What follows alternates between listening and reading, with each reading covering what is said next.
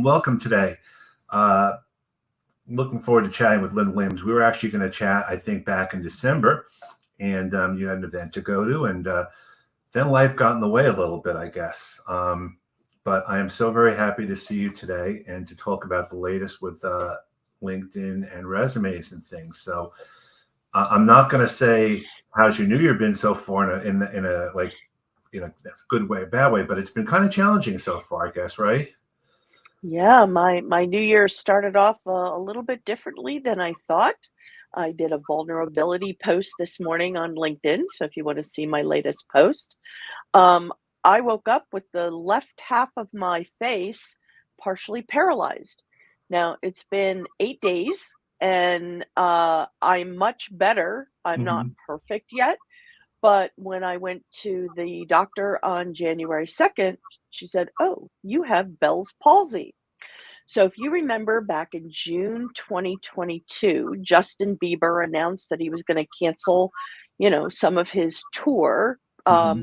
because he had a similar type of facial paralysis. It was a different name than Bell's palsy. Hmm. So my daughter reminded me of that, and I did go on his Instagram page and saw the announcement that he made. It's black and white, and back in June 22.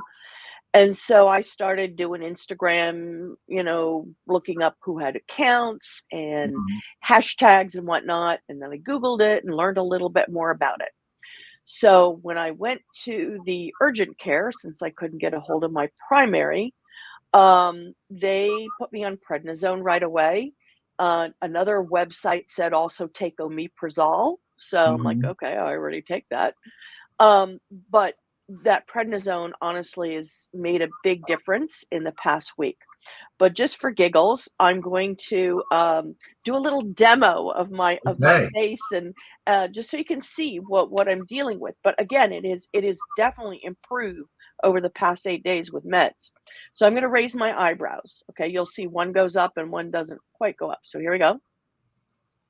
All right, so there's that, and then I'm going to smile. So here we go. You'll see it's not a symmetrical smile. So it is what it is. I can still speak. This is a mild case from what I can gather. There are other people who actually have to put eye drops in their eyes at night and tape their eyes shut in order to sleep so they can get and REM sleep and decent sleep. So I guess I feel blessed that I don't have that severe case. And it's something that apparently might be curable within a couple weeks, a couple months, a year, or it could be permanent. So I just know that I've made improvement in the past week, and so that's a good thing, and I feel fine now. Drinking through a straw, sipping in a cup, and eating is a little bit different than it was, but Hmm. I can still do it. So enough on that. Let's talk about resumes. Absolutely, absolutely. I know with the new year coming up, I think a lot of the things are still very similar in terms of the challenges that we see with people working on resumes. I think for me, the Hmm. biggest challenge I have, besides the comments and things, because I think we all kind of feel in a certain way, I would be curious to know, um, do you see certain new trends besides what we've seen in the past, whether it's just because of all the information, like AI is a big thing for me.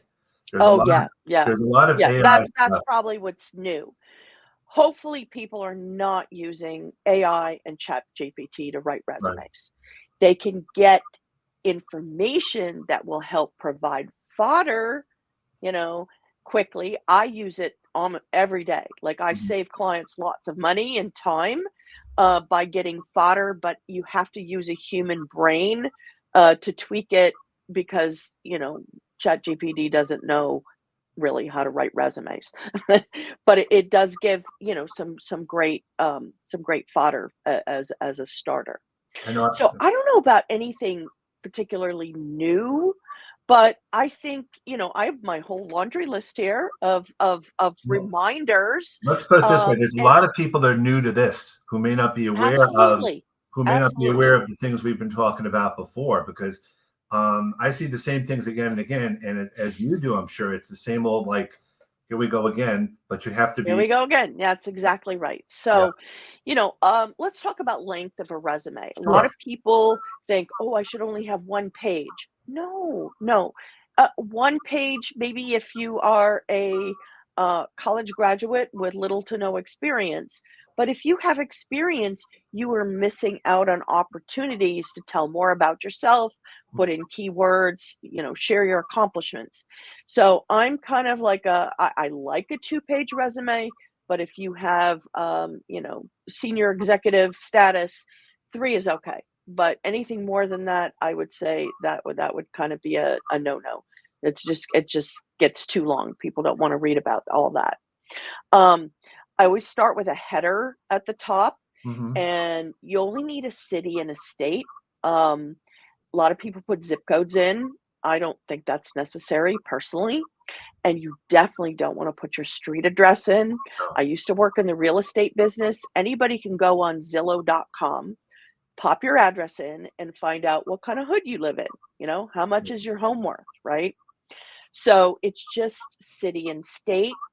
Another thing is phone number. So a lot of people are still using parentheses around their phone numbers. I don't do that.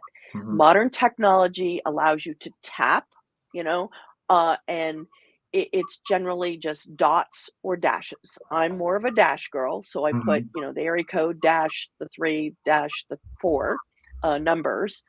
Um, we used to, in the olden days, have to dial area codes, even in Right. our local area, right?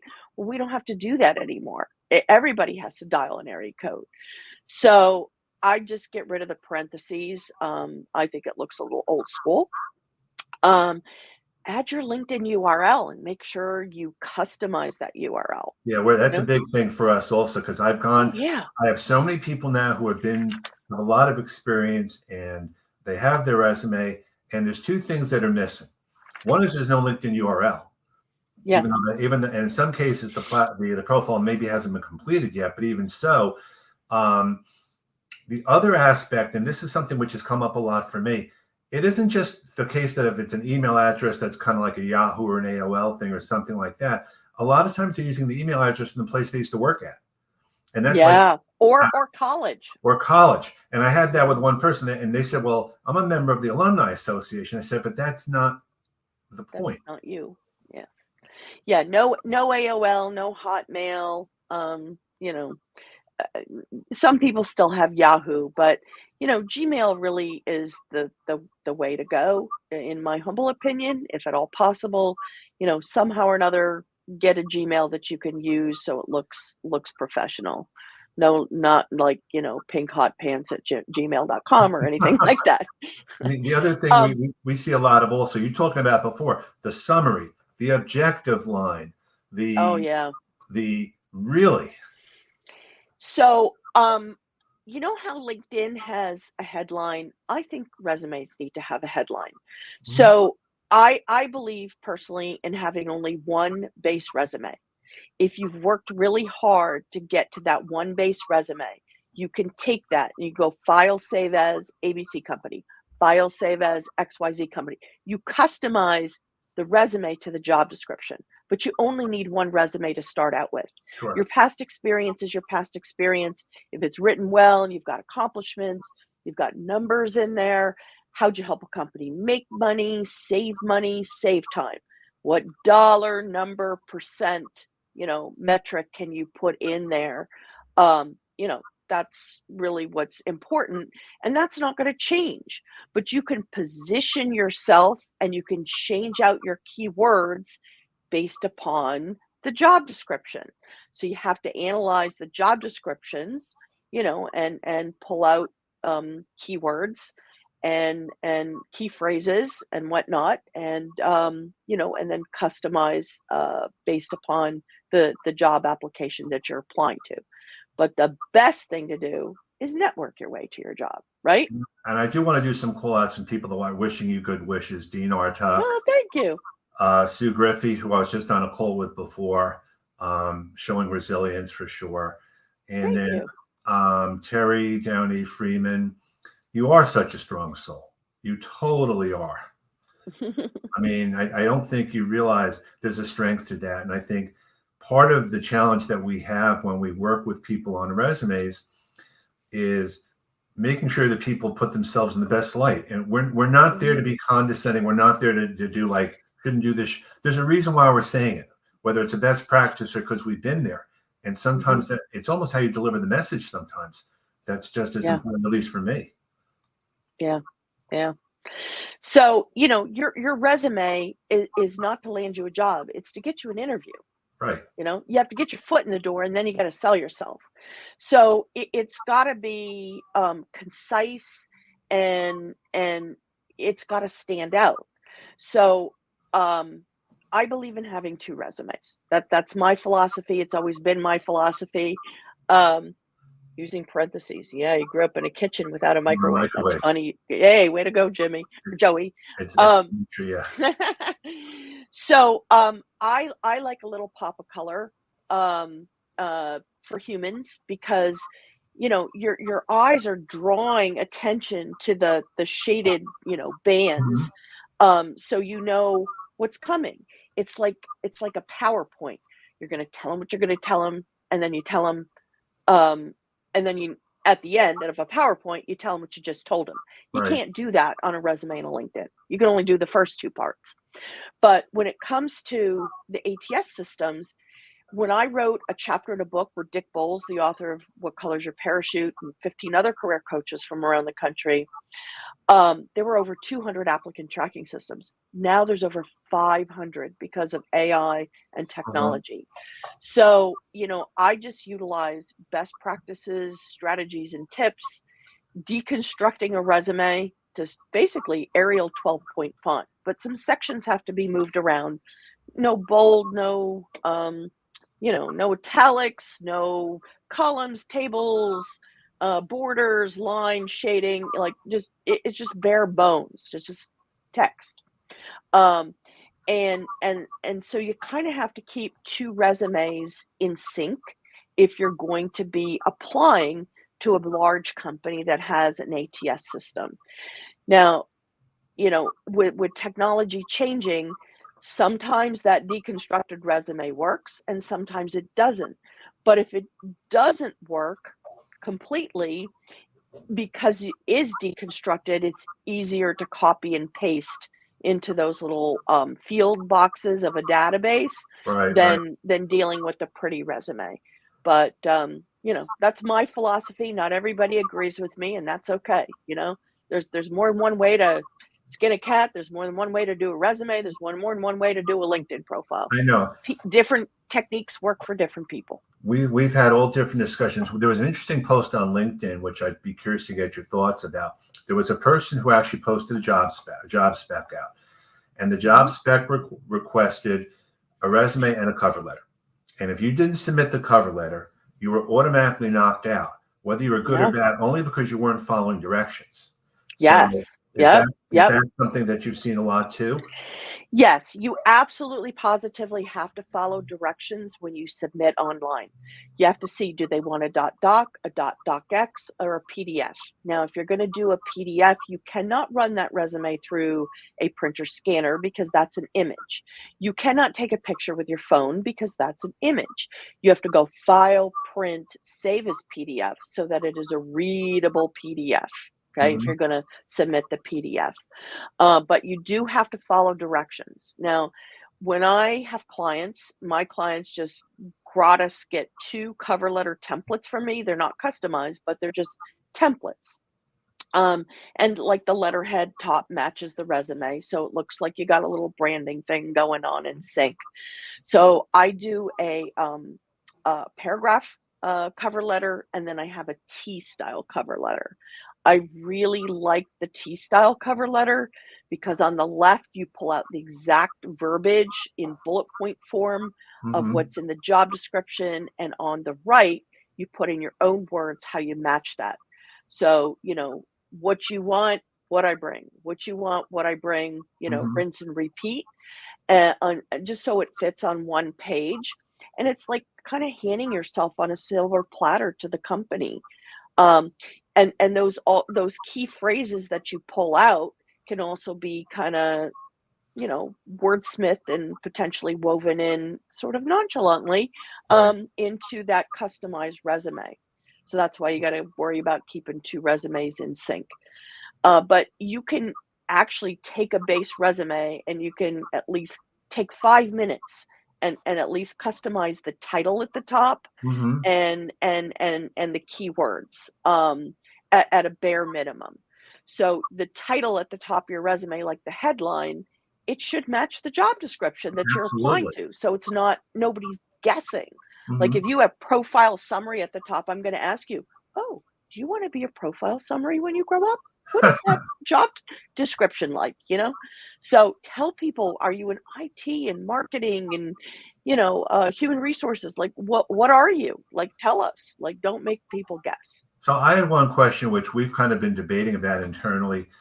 Mhm. When you have a resume and you have a LinkedIn profile or you have an email address, clickable or not for the URL or for the email address? Um on my resumes, it's clickable as well Right. as the LinkedIn URL. Yeah, it's not a right or Yeah, wrong thing. We've just been yeah, talking amongst ourselves because we're not sure. I mean, yeah. whether it's good or not. I do. I don't know. I don't know that it bothers it. But you can't put that header of your like your name and email and whatnot. You don't want to put that in a header or footer.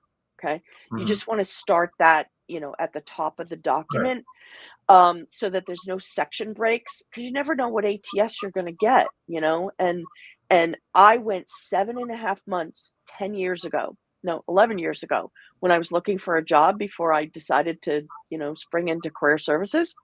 Um, and all those section breaks and columns and wingdings and arrows and whatnot did me absolutely disservice. I didn't know what I didn't know about the ATS system Right. 11 years ago. And then I did the research and then I wrote the article and then I wrote the chapter in the book and I'm like, oh my God, like this is a whole new world here. So, there's so many people that use resume templates. Hmm. I do have a resume template, but I believe in those two resumes, right? Right. But no, none of this stuff from Canva, none of the tables. Tables are just torturous, in ATS systems. I take a lot of people's resumes and in front of their eyes, would do a Zoom. I will copy and paste them into a Google Doc and Hmm. say, look at this hot mess. How do you expect an ATS system to read this when a Google Doc can't even read your gosh darn document? You can't, you have to reformat this resume. It's not going to make it through anything. So, another thing is, so many people are still using Times New Roman. I don't get it. It was invented in 1931 for the British Times magazine. It is old school. Hmm. Most of the current resume writers that I know, unless you say something otherwise, uh, but a lot of people that I talk to use Calibri. And And that's so, exactly we use yeah, Calibri at LHH either 11 or 12 point. That's kind of our yeah, standard. Yeah. yeah. I typically use 11 point. I think I put the words in the shaded bands for the section 13 point. Hmm. But th- it, sometimes I have to tweak the spacing of the blank white lines, Hmm. and change them from 11 to 8 or something like that if I'm trying to wiggle something, onto another page or one line or something like that. But yeah, most everything is 11 point. Anything below, 11, Yeah. I have those over 40 eyes, and many other people do too. So don't make a strain. So I'm just going to do the contents of a cover letter get scanned along with the resume. A lot of times what I see on online applications is you like copy, like command C, command V, copy and paste in a, Uh-huh. in a, in a sort of a template thing for a cover letter. Sometimes it's an attachment. Sometimes it's a PDF. Sometimes it's a doc. I'm a former K-12 teacher, and so, we have to put our criminal background, child abuse background, and FBI clearances. Hmm. And so they also allow, cover letters and resumes. So it depends again, on the ATS and the business and the industry, as to how the systems work. They're all different. There's over 500. Does Calibri win over Arial as well? Or are we getting oversensitive to such detail? Right. So Calibri, I like for the human resume, but Arial 12-point font is what I use for the ATS deconstructed resume. Hmm. Now, if you were to go to my nonprofit, which is obviously linked on my LinkedIn profile, so it's greatcareers.org. I've written well over 200 blogs because I've been writing just about weekly since February 2019. Hmm. So if you go in the top right, you can enter a keyword. And so if you entered applicant tracking system, you will see a blue and white circle article for online applications with 19 tips. So hopefully that will help. I know on our website there were like 8 articles that went kaflooey, and like whole content, it just disappeared. I Right. have no idea how that happened.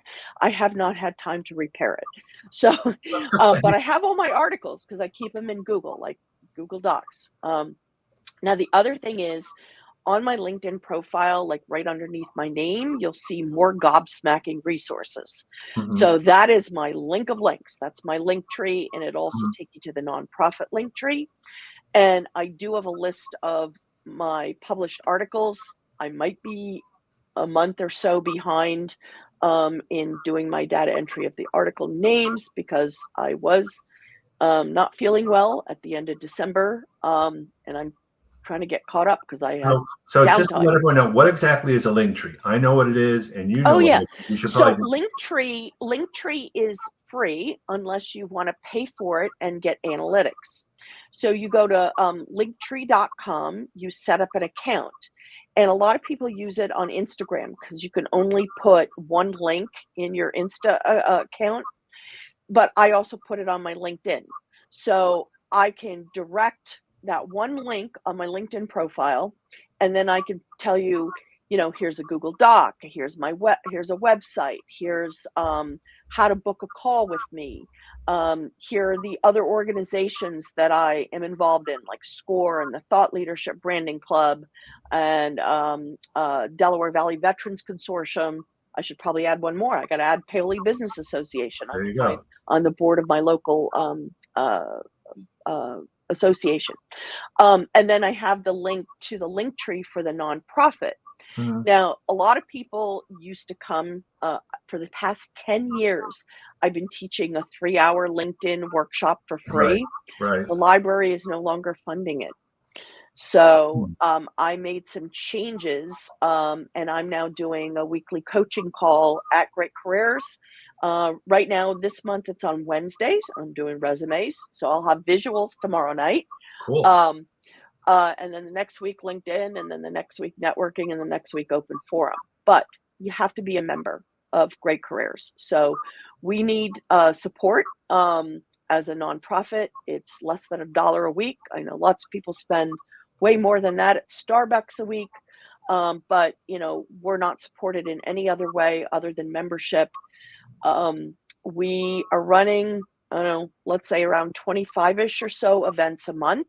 Hmm. And it takes manpower and woman power to put that together and to provide services. But we are truly a nonprofit, so it's $49 or $59 a year, and we are having a price increase February 1st. So now's the time to buy, folks. I think for me, I've been kind of in LinkedIn, focusing a lot on LinkedIn the last few months or so, only because I have to get updated on a bunch of stuff. And one of the things which we've all talked a lot about is the limiting of the personalized connection requests for basic accounts and the workarounds. Mm, And there are some workarounds. Whatever the reason is, if you have a basic account, you're going to be limited to the number of connection requests you can send personalized each month. And the first discussion was, is it worth going up to the premium? The other thing is, what's the workaround? So I would be curious to get a sense from you as someone from an organization like that, and you're working with people. Do you have any thoughts or any, comments about that? I think people need to know why they need to pay for premium. I know why I need to pay for premium because Mhm. I provide information for my clients who have free accounts. Right. But didn't I hear like Jeff Young doesn't have a premium account? No, he doesn't. Yeah. So, and why not? I mean, if he can make it and do what he does for free, maybe you can too. So I honestly have not gone in to see, are you still allowed to send messages What to happens is people in this. same groups? What happens, you can message people in groups. That has nothing to do Yeah. with this. In fact, that's a great workaround. You go to a group, you can Mm-hmm. message anyone there. Yep. What happens is if I send out 10 connection requests in a month and I personalize it, the 11th one I get, I'll get a window. You have run out of your connection requests for the month. If you want to send more out, you have to get premium. Mm-hmm. And some people have more or less. I don't really send out that many connection requests a month either, for the same reason. I will just reach out to people. Sometimes it's by engaging with people. Yeah. I think LinkedIn is making a big mistake with that. But again, that's one of the things that we're all struggling with at companies like LHH and maybe with you. What's the work Yeah. for something like that? I don't know. I mean, job seekers have limited budgets. Yeah. I remember I didn't have a job for 11 and a half months in 2013, and there was no other income, Right. in my household and single parent. So believe me, I relate to the financial stress. So I think it's unfortunate if LinkedIn, does not take care of job seekers. You're emotionally stressed, you're Mm-hmm. financially stressed, and with such a big company, that makes so much money, you got to have a heart. Right. It's about giving and community service. Like I represent a nonprofit, and I can't even get to where I want to go with the nonprofit platform on LinkedIn. And I think it's kind of sad. So you have to be a big nonprofit with lots and lots of money. So it's kind of sad. The But other question I anyway, wanted to bring up, because this is another question we have a lot of too. How far back do you go with the years of experience on a resume? And after a mm, certain point, what do you put down? Do you just list the job and the location? Do you maybe put a line or two? Because we have a lot of people who've been mhm, working for 20, 25 years, sometimes at the yeah. same company, sometimes, and they're putting every little nickel and dime thing down. And that's kind of the biggest overriding thing, which I think. So the correct answer to that is it depends. Yeah, I know. So everybody is an individual. Now, I had a client last year. She was in a healthcare hospital for 33 years almost. She had a 3-page resume. So you can't cut somebody off in the middle of a job that she's been at or a company that she's been at. But, if you've jumped to a couple different companies, um, you might wind up having a section called early career or prior experience or relevant experience, other relevant experience, Right. whatever you want to call it, right? And those might be one liners. So I would typically put company name, comma, city, comma, 2-character state, space dash space, title. Now, if you want to put the dates after that, that's up to you. Their ageism and age discrimination are alive and well. So sometimes, it's up to the client whether they Mhm. want to take those dates off for that early work experience or take the dates off for education. Now, I normally always keep everything on in the Google Doc, collaborative doc that we work on, like the base resume. Right. And then you can take that base resume and you can tweak it and you can remove stuff Yep. and, whatever you want to do. But while you're thinking about it, let's get the months, the years, the details. So I make people, give me those accomplishments if at Sure. all possible for all the early stuff, just so they have a new template, a new Mhm. master resume with everything in there, and they don't have to hunt and peck and go like I lost everything in my life to fire in many years ago. Um, so all my stuff burned up and crispy in ashes, and so I don't have a lot of my career documents. Um, but thank goodness for Google Online and Microsoft 365 and all that stuff where we can store things in the cloud. But I don't know. Again, it all depends on the person. So, there's a lot of people that might have a 3-page resume, and I have absolutely no qualms playing George Washington. I will chop a cherry tree down, and I will chop them down to 2 pages. They're emotionally tied and attached to some of their stuff. I am not. No, I will figure out how to make it a 2 page I've if gone to that's one what you want. page with some because there's just no reason to. Mm, Which brings up another thing I struggle with in terms of formatting. I hate to have resumes where there's only 1 or 2 lines on the next page before a job title starts. So it's mhm. almost about the formatting and the layout. Yeah, It's a visual sometimes thing. it does happen though. I Yeah. understand from an ATS perspective, it doesn't matter. But if I'm looking at it and I have to go to the next page for a trailer line or something, I would just rather do a little bit of a change in the margin or something. But that's just me being a little bit anal, but that's just how I feel at Yeah. times. So, going back up to the top to that, Sure. paragraph, Yep. profile summary Yep. paragraph, we don't call it, we don't write it out. We Right. just say what it is. So, I think that also needs to be, kind of concise and short and sweet. 5 to 6 lines, other than that, you're just getting too verbose. And a lot of people are using pronouns in there. And, you should be writing that like first person implied I. A lot Right. of people put like manages. No, that would be he, she, it manages. If you're going to make it first person implied I manage, manage, lead. There's no S on there.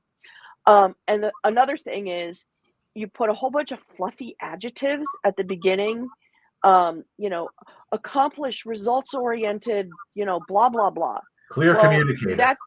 yeah, that's your opinion. Yeah. Okay. So forget that. If you want to be an HR generalist, why don't you use those 2 words, first at the beginning of that profile summary paragraph? Like, stop with the fluffy adjectives.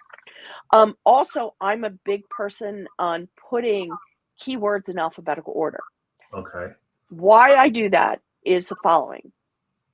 If you have a hiring manager and they're reading, like a human being is reading your resume, if they're looking at an alphabetical list, they're processing in their mind must-haves, nice-to-haves. Oh, he, she also has. When they see an alphabetical list, I'm a former math teacher and Uh-huh. whatnot, so I like logic, right? Um, I think it's a logical way of presenting information. So they're not saying, a lot of people say, oh, shouldn't I put my most important stuff first?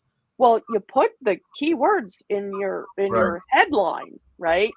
Um, and then you can just put those keyword lists of skills, and they shouldn't be character traits. I had a client who said friendly. I'm like, no, no, no. Okay, that's nice. You're friendly, but that is not a skill, my friend. That's not a skill. And yes, you could weave in, uh, soft skills, Hmm. and transferable skills, but really hone in on those hard skills. Like I don't know anything about, property and casualty Right. insurance, Right. but somebody else does, right? And I'm looking at what questions do you wish candidates would really get a grip on? What questions? I'm not sure what you mean, Nigel. Well, Questions. while I wait for Nigel, I'm going to tell you one thing that also irks me a little bit, and I call it Okay. alphabet soup. I see so many resumes with so many acronyms that may be very specific to an industry or a specific Uh, place. But if I don't know what they are or it's someone else, what's the point? Whether you that's have to exactly spell it. it Yes. out, maybe pharma knows pharma stuff and IT knows IT stuff in a general way, but you got to keep some of those things simple. That's kind of another thing which I kind of really Yes, try to I totally emphasize. agree. You have to spell the words out, and in parentheses, you put the Yes. acronym. Okay. Absolutely. And then if you're going to use the acronym again in the same paragraph or job work experience, that works. But if you go to another work experience, okay, you need to start over again. Like this is part of doctoral dissertation writing stuff that I do also. You know, there are rules, APA rules and whatnot. So I kind of transfer some of that knowledge, to resume writing. Don't forget, everybody, put your resume stuff in reverse chronological order. Hmm. And please don't use responsible for. Please. Okay. Every bullet point needs to start with a verb. If your present job, it should be in the present tense or it could be in the past tense. But everything in the past should be Okay. starting with a verb in the past tense. And don't make it boring. No manage, manage, manage, manage. How about managed, led, oversaw, that type of thing?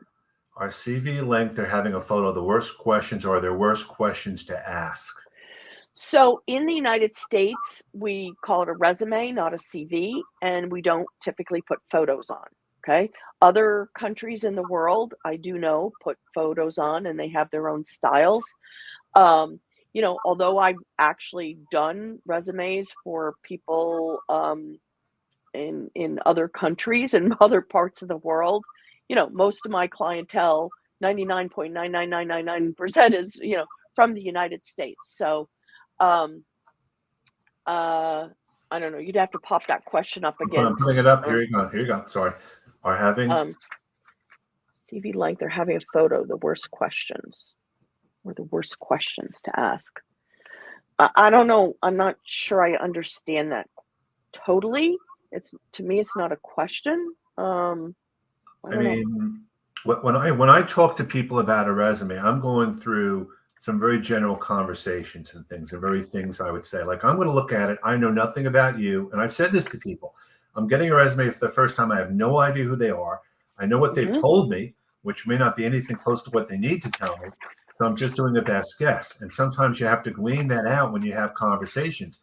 How come Hmm. it's not on your resume? How come it's on your LinkedIn profile? Why is it? Yeah. And it's almost like that. Well, if I don't know what it is, how is anyone else going to know what it is? And that's kind of a big part of this. I'm sure you do very similar discussions like that too. You only go by what you Yeah. can, what you have. Yeah. Yeah. Well, again, the resume is to get an interview, to get your foot in the door, and then you have to sell yourself afterwards.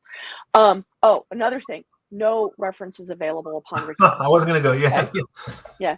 So that you make a reference list, and that is a follow up, at the appropriate time. But you don't want to give out your references until they're asked for, because those could, even though they're your colleagues, you know, they could potentially be your competitors. You know. I would also take off. People still put their GPAs on their college Oh education. my goodness, yes. Who cares? You Well, got the no, I damn haven't. degree, right? And You're then done. it's like where I took these classes in school. Okay, maybe if you're right out of school, and again, there's a difference here. Someone who's just getting out Yeah. does not have all that experience. But if you've been around for a while, now here's another question which I wasn't trying to answer. I'd be curious to get your thought. Someone who hasn't graduated college, they've been out for a really long time working, and all they have is a high school diploma. But maybe they've done some training. What do you think about from an education section there? Because I don't know that I would be putting high school diploma there. No, you But at the no, I same would time, not I've put been high school. saying I've put had clients, I've made them look spectacular with high school educations. Yeah, and spectacular. and you would put because I'll say is already We training you've just done, ignore, just this section just doesn't exist. so you just take it off Yep, basically. yep, I take it off. Hmm. Because that was something which I thought about that. And what I'll do is I'll send a template, a commented version, which may have that on, and then a clean version which has it off, just so they can see the Yeah, difference. Because yeah. um, they don't realize. And again, it's not about being ashamed or anything like that. It's just not relevant. So other sections, I'm looking at my little resume template here. Other Okay, sure. sections you can put on, education and certifications. Sometimes Yep. people have licenses, awards and honors, professional organizations, perhaps professional development if it's relevant, technical skills, What about volunteer? What volunteering. about I was going to say volunteering because we have a back Hmm. and forth about that too. There's sometimes it's relevant, sometimes it's not. So our thing, it's Yeah. another. It depends basically for us. Yeah. So, maybe we don't have a lot of time left. Maybe we should switch and talk about LinkedIn a little bit. Yeah. Or maybe we can do this again. Whatever you want to Okay, do. sure. So Um, LinkedIn, go ahead. I want to get on the bandwagon about a couple things on Sure. LinkedIn. A lot of people are using their job title and including their company name as their LinkedIn headline. Like, I just want to hit my head on my forehead. So, you don't need to promote your company. You don't need to share your title because it's already in your work experience, right? So let's talk about what is it that you do? What problem do you solve? What pain point? What, like, maybe a title or and other keywords of things that relate to you. And I like putting in a USP. Well, it could be a other things like unique selling proposition. You can call Okay. it a personal branding statement, a value proposition statement, whatever you want to call it. I did write an article on that, so you can Mhm. go on Great Careers and put USP in and top right, and you'll see the article. But um, I think that helps differentiate people. And believe it or not, I do use Chat GPT and ask it for fodder. Write me a uh, unique selling proposition of under 10 words Mhm. for this person. And I regenerate, and Mhm. it starts the light bulbs going off. Um, and then I take that headline. You can have up to 220 characters, Right. and yes, you can add a couple emojis in, but you put emojis towards the end because Google indexes like the first 60-ish or so characters when it's indexing different things. And then when your profile travels around on different devices, things get truncated and whatnot. Mhm. So you really want to front load the beginning part of your headline. But I copy and paste that headline into a tool. It's called share through. So it's headlines with an S dot sharethrough.com. You will get 3 scores evaluating that headline. It'll tell you the overall score. It'll tell you the engagement score and the impression score.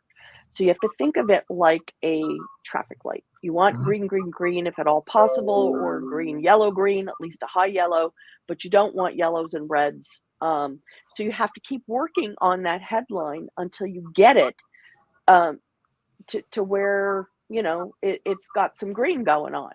So that's my one big thing that I think is really important on LinkedIn. The other thing is the about section. Mhm. Oh dear Lord. If you have paragraphs upon paragraphs of black text in your about section and you pull that up on your mobile phone, are you going to read that? Do you like that? Do you like the look of that? No, I'm not going to read it. My eyes glaze over. You have to have short and sweet, and emojis, bullet points, Mhm. like make it skimmable and scannable, for the human eye. And then also when you're putting in your experience with your bullet points, like if you have well-written copy from a resume, I Mhm. copy and paste that into the experience section. Why reinvent the wheel? If it's well written, it's well written. Bullet point, white space, bullet point, white space. If you have accomplishments and numbers, percents, dollars in there, they will pop when you have that white space in. If you don't have the white space, it'll look like another big mess of paragraph of bullet points.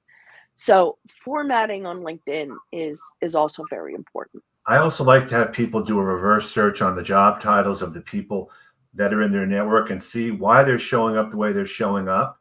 Kind Hmm. of like a reverse search thing. And they're Yeah. shocked when they realize, well, I have that, but it's not on my profile. Well, you have to do a search, do it by location, do it by industry. LinkedIn is a Hmm. search engine. That's one of my big things Yes, here. absolutely. I do Hmm. that a lot The of times. database. Like with the LHH, I will say to someone, what's the job you're applying to? I'll go to LinkedIn on the jobs. I'll pull up the job. I'll say, what's your experience level? Give me an idea of the experience level. What's your Hmm. industry? And then I'll pop up a job spec. And I'll say, does this seem like something you might be able to do? And it's like, yeah. Is it on your LinkedIn profile, your resume? No. I said, you're not necessarily applying for the job, but you're Right. looking at that from an information or a reference standpoint. I think that is such an important thing. So, I kind of developed my own system Right. for doing resumes and Right. keywords and LinkedIn profiles, and I kind of take it from a couple different places. Right. Number one, I'm a former K-12 teacher. I have 9 Pennsylvania Department of Education certifications. We Mhm. live by data-driven decision making. Students have to make progress, right? Mhm. So I take the data-driven decision making concept and apply it, numerically to what it is that I do. And I've had a couple SEO specialist clients, and they're like, "Oh my God, I love your system." I also do WordPress. So, I work on the back end of WordPress, Mhm. building in meta tags and meta Right. Right. descriptions. So I understand that end of the aspect. Also, as you know, I'm working on, or I should be working on, my doctoral dissertation on the topic of LinkedIn for job seekers. Yes. So when you're writing research, you have to have triangulated research. So what that means is you pull it from different sources for validity and credibility. So that's kind of how I approach things when dealing with clients. It's like, concierge service, white glove. It's all individualized to Absolutely. you, based upon your keywords. And I've had senior executives, they do their homework because only they can have their aha moments about keywords and the effect on LinkedIn's database. So I have different techniques that I Mhm. use with different resources to Right. get to those keywords. So,